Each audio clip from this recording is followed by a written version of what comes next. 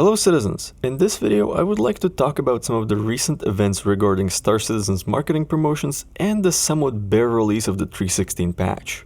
However, before we get into all of that, I just wanted to thank you all for your support last year. Along with that, in 2022 I would like to increase the frequency and consistency of my uploads, and with that I would like to ask you, my community, what would you like to see me cover in the near future? Specific topics and general video ideas are all welcome. Drop them in the comments or in the community post on my channel. And as always, if you like the video, sacrifice a like to the YouTube algorithm and subscribe for more, and maybe consider supporting the channel and the Armory on Patreon. So let's start with the inconsistencies between CIG marketing and what is delivered and balanced. Let's start with the Ares Ion and how during the 3.16 PTU it got balanced to being completely different from what was originally promised. There is a caveat that comes with all concepts, and that is that what is concepted may not necessarily be delivered or balanced to match the concept. I think it even says so in small print with every concept release. While this is a great way for CIG to protect themselves legally, it is generally a bad idea to change a core part of a concept of a ship for seemingly unknown reasons.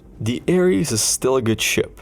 However, it is different from what people bought, so I understand why some owners are upset. Which brings me to the Odyssey, and this is somewhat of a personal note.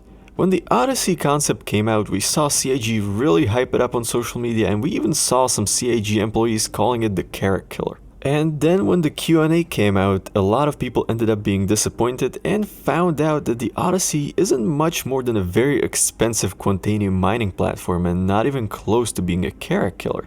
Don't take me wrong, the Odyssey is still a good concept and it will be a very useful ship.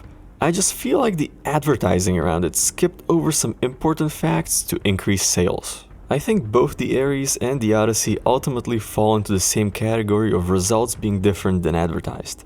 And this only reinforces my belief that you shouldn't buy concepts and only buy ships after they release. Now let's move on to the Luminalia gifts. There has been some outrage about the contents of these gifts. Personally, I like that we got a knife and a shirt and starter ship skins because most of us still have the starter ships. The two caterpillar skins were kind of a weird choice since not everyone has one, and just why two caterpillar skins? And then the final gift was a picture of a concept bike that wasn't announced yet. It would make sense if the concept was published on the same day or soon after, but we still don't know what it is at the time of recording. There has been a suggestion that since Star Citizen reached $400 million of funding, CIG could just give the bike to every backer. I like this idea, but it's probably not going to happen. And that brings me to the lootable Luminalia boxes that could be found all over the verse and how they almost broke the economy. There's not much to say here, besides that CIG screwed up, but they also made the correct step in decreasing their value significantly. However, it doesn't take a whole lot of math to figure out that 1,000 credits per box is too much. For example, New Babbage had about 200 boxes spawn all over. The respawn time was about 20 minutes, so in theory you're generating 600,000 credits per hour per server just in New Babbage by picking up boxes. Which brings it way over most other gameplay loops, so obviously players are going to go around and grind picking up boxes. So let's move on to the very minimal release of 3.16. Here I actually don't have anything bad to say.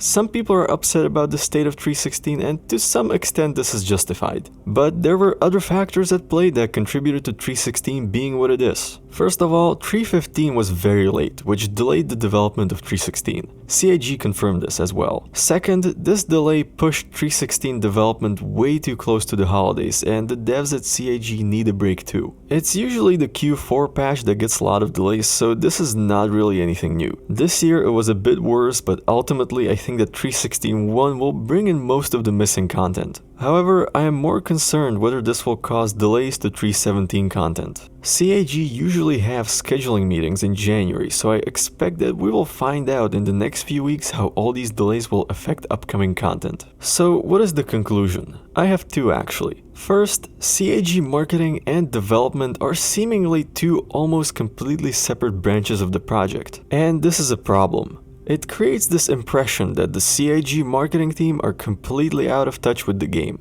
And while this is not entirely true, they are somewhat out of touch with the community. And this leads to the cycle of CIG doing something or announcing something, the community getting angry, and then CIG taking it back or trying to go back and change it. I mean, at this point, I am completely immune to the disappointment this leads to. I still have fun with the game, but ultimately this may not necessarily be a good experience for new backers. Second, this doesn't mean that CIG is necessarily dropping the ball on developing the game. Development is still happening, and according to the progress tracker, good progress is being made. The problem is that this progress is not communicated to the backers properly, and instead we're seeing this smoke and mirrors game of marketing. This is not necessarily bad, the game does need advertising, but it also needs the backers to know what's going on. With that being said, that's it for tonight. What do you think? Is CIG out of touch with the community? What can they do better? Let me know in the comments. Thank you for watching, fly safe, and I will see you in the verse.